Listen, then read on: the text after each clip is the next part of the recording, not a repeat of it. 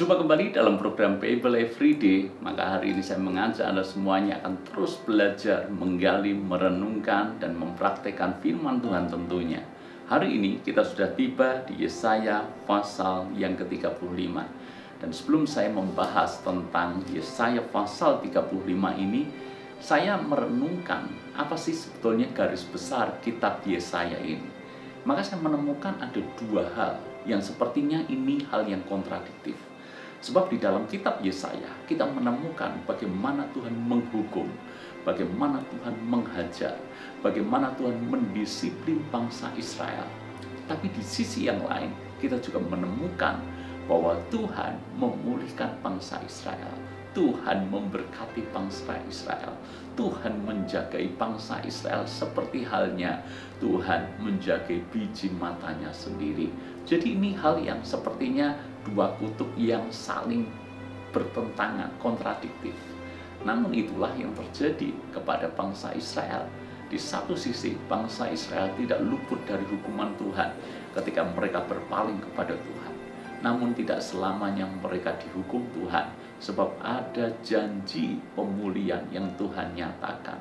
Tidak selamanya bangsa Israel terpuruk, sebab ada waktunya Tuhan memulihkan keadaan Israel dan mengangkat dan memuliakannya. Tidak selamanya bangsa Israel dalam keadaan gelap, karena ada waktunya terang Tuhan itu terbit atas mereka. Tidak selamanya bangsa Israel dalam keadaan menderita, karena ada waktunya Tuhan memberkati mereka. Maka kalau kita belajar di dalam ayat yang kelima, ke-35, maksud saya di dalam Yesaya ini adalah janji pemulihan yang diberikan kepada bangsa Israel. Padang gurun dan padang kering akan bergirang, padang belantara akan bersorak-sorak dan berbunga. Seperti bunga mawar, ia akan berbunga lebat, akan bersorak-sorak, ia bersorak-sorak dan bersorak-sorai. Kemuliaan Libanon akan diberikan kepadanya. Semarak Karmel dan Saron, mereka itu akan melihat kemuliaan Tuhan, semarak Allah kita. Dengan bahasa yang indah, dengan bahasa yang puitis, Tuhan menyatakan janji pemulihan akan bangsa Israel. Bahkan di dalam ayat yang kelima dikatakan, pada waktu itu mata orang-orang buta akan dicelikkan, telinga orang-orang tuli akan dibuka. Pada waktu itu orang lumpuh akan melompat seperti rusa, dan mulut orang bisu akan bersorak-sorai, sebab mata air memancar di padang gurun dan sungai di padang belantara.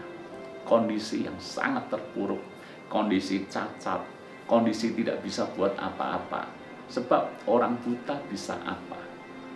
Orang tuli bisa apa? Orang lumpuh bisa apa? Tapi ketika Tuhan memulihkan, yang tidak mungkin menjadi mungkin. Bahkan banyak hal mengejutkan terjadi, lebih daripada ekspektasi kita. Yang buta akan dicelikkan, yang tuli akan mendengar.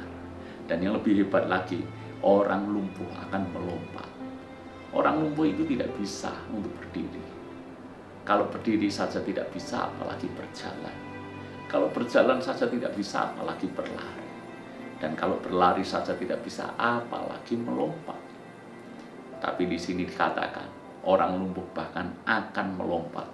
Dan penggambarannya luar biasa, seperti rusa melompat.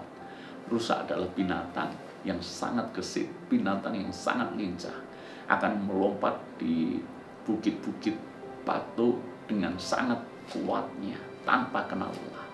Maka itulah yang akan terjadi.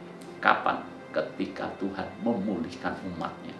Pertanyaan kita, kapan Tuhan memulihkan umatnya? Ketika umatnya berpaling dan bertobat dengan sungguh-sungguh. Apapun keadaan kita hari ini, mungkin kita berada di tengah situasi padang belantara, padang gurun yang ganas. Namun ketika kita bertobat sungguh-sungguh, Tuhan bisa memulihkan keadaan kita. Dari padang gurun akan berubah menjadi padang rumput hijau. Dari sungai yang tandus, kering, Tuhan bisa alirkan sungai-sungai kehidupan. Dari keadaan yang minus, Tuhan bisa ubah menjadi plus. Dari kekurangan menjadi kelampahan. Dari sakit menjadi sembuh. dari keadaan terpuruk berada di paling bawah, Tuhan bisa angkat dan promosikan. Kuncinya apa? Alami pemulihan daripada Tuhan. Karena itu, sediakan hati kita sungguh-sungguh kepada Tuhan. Kalau memang firman Tuhan ini cocok dengan kehidupan kita, dan kita sangat ditegur oleh firman Tuhan ini, Tuhan mengingatkan banyak hal, dosa-dosa yang kita buat, kita sudah berpaling daripada Tuhan. Bukan secara kebetulan Anda mendengarkan firman Tuhan ini, karena Tuhan ingin kita bertobat, sebab Dia begitu rindu memulihkan keadaan kita. Tuhan berkati.